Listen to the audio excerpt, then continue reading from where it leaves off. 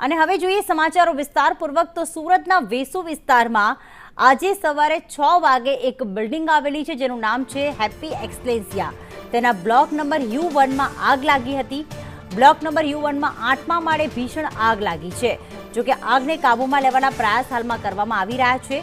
Block number U1 ના 3 અને 4થા માળમાં એટલે કે ત્રીજા અને ચોથા માળમાં આગ પ્રસરી ઉઠી હતી। ફાયર વિભાગની ટીમ ઘટના સ્થળે હાલમાં પહોંચી ચૂકી છે। આ જ સોસાયટીના બ્લોક નંબર G1 માં ગૃહમંત્રી હર્ષ સંઘવી રહે છે। જો કે ફાયર બ્રિગેડની ગાડીઓ હાલમાં ત્યાં પહોંચી ચૂકી છે। કોઈ જાનહાનિના સમાચાર નથી। તમામ લોકોને બિલ્ડિંગમાં નીચે લઈ લેવામાં આવ્યા છે અને આગ લાગતાની સાથે જ ત્યાં ફાયર બ્રિગેડની ટીમ પહોંચી ગઈ હતી। પાણીનો મારો ચલાવવામાં આવી રહ્યો હતો। ત્રીજા અને ચોથા માળે આગ લાગવાની ઘટના ઘટી હતી। બે દ્રશ્યો આપ જોઈ રહ્યા છો કે આ બિલ્ડિંગમાં જ્યારે રાજ્યના ગૃહમંત્રી હર્ષ સંઘવી પણ રહે છે, એટલે કે બ્લોક અલગ છે પણ આ જ સોસાયટીમાં બ્લોક નંબર G1 માં તેઓ રહે છે। તરત જ તેઓ આવી ગયા હતા અને સમગ્ર પરિસ્થિતિનું નિરીક્ષણ કર્યું હતું। ફાયર બ્રિગેડ સાથે જવાનો સાથે વાતચીત કરી હતી। ત્યાંના જે રહીશો હતા તે સુરક્ષિત છે કે નહીં તે અંગે પણ માહિતી મેળવી।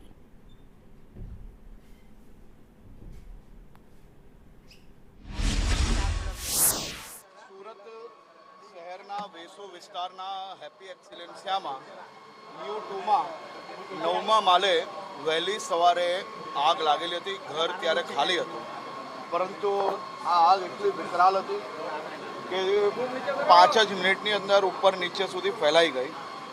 ટોટલ 41 લોકોને ઇવેક્યુએટ કરવામાં આવ્યા। પછી બી 18 લોકો જે અંદર રહી ગયેલા હતા એ સુરત મહાનગરપાલિકાની ફાયર બ્રિગેડની ટીમની સાથે એ તમામ લોકોને સુરક્ષિત રીતે નીચે લઈ આવવામાં આવેલા છે।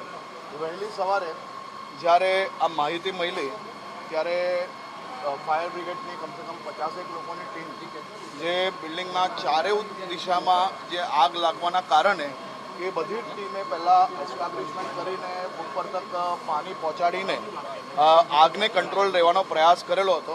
હું વહેલી સવારે બી સૌથી પહેલાં એ લોકો જોડે જ ત્યાં કારણ કે હું વહેલી સવારે જ્યારે નીચે વોક કરતો હતો ત્યારે આ માહિતી મળી તો તાત્કાલિક ટીમ જોડે આખું કામગીરી વહેલી ચાલુ થઈ ગયેલી હતી। હમણાં બી આખું નિરીક્ષણ લીધું છે। થોડીક જ વારમાં સંપૂર્ણ આગ પર કંટ્રોલ લઈ લેવામાં આવશે। હર્ષભાઈ, એક વાત છે કે ફાયરની ગાડી છે પ્રોપર અંદર ઘૂસી નથી શકતી, એના માટે આગ પર કાબુ મેળવવાનો પ્રયાસ કહેવાય કે વિલંબ થયો છે। સંપૂર્ણ સુરત મહાનગરપાલિકાની સૌથી મોટી જે ક્રેન છે એ બી કામગીરીમાં છે અને આખી બિલ્ડિંગમાં ચારેય બાજુ આ ગાડી આખી ફરી શકે છે એ પ્રકારની વ્યવસ્થા છે અને આપ સામે દ્રશ્ય બી જોઈ શકો છો કે હમણાં એ કામગીરી ચાલુ છે।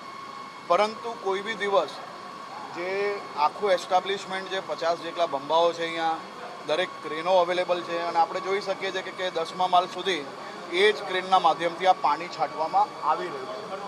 આપ ઉપર ગયા હતા અને હું મારા જોડે આ જ વિસ્તારની અંદર જ્યાં હું મોટો થયો છું, મારા અનેક મિત્રો અંદર ફસાયેલા હતા તો હું અહીંયા જ હતો। તો સૌથી પહેલાં મારી ફરજ છે એટલા માટે એ કામગીરીમાં હું બી જોડાયો હતો। એમાં કોઈ નવાઈની વાત નથી। આપ ઉપર ગયા તો કેટલા લોકોને આગ સાથે રેસ્ક્યુ કરવામાં આવ્યું?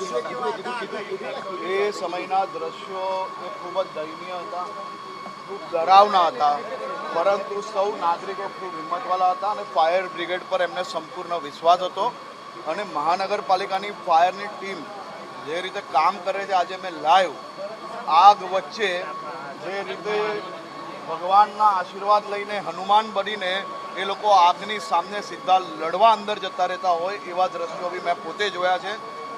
એક શ્વાસ લેવો જ્યાં મુશ્કેલ છે ત્યાં કલાકો સુધી આ લોકો કામગીરી કરી છે અને હું ફાયર બ્રિગેડના સૌ જવાનોને મારા વિસ્તારના સૌ નાગરિકો વતી સલામી આપું છું અને ખૂબ ખૂબ આભાર માનું છું। તો ખાસ રાજ્યના ગૃહમંત્રી હર્ષ સંઘવીએ જે માહિતી આપી કે ઘણા મારા બાળપણના મિત્રો છે, કારણ કે તેઓ આ જ બિલ્ડિંગમાં રહે છે, G1 બ્લોકમાં રહે છે, આ સોસાયટીમાં રહે છે। તેમણે કહ્યું કે એ વખતે ખૂબ જ ભયાનક દ્રશ્યો સર્જાયા હતા પણ સદનસીબે તમામ લોકો સુરક્ષિત છે, બધાને નીચે ઉતારી લેવામાં આવ્યા છે।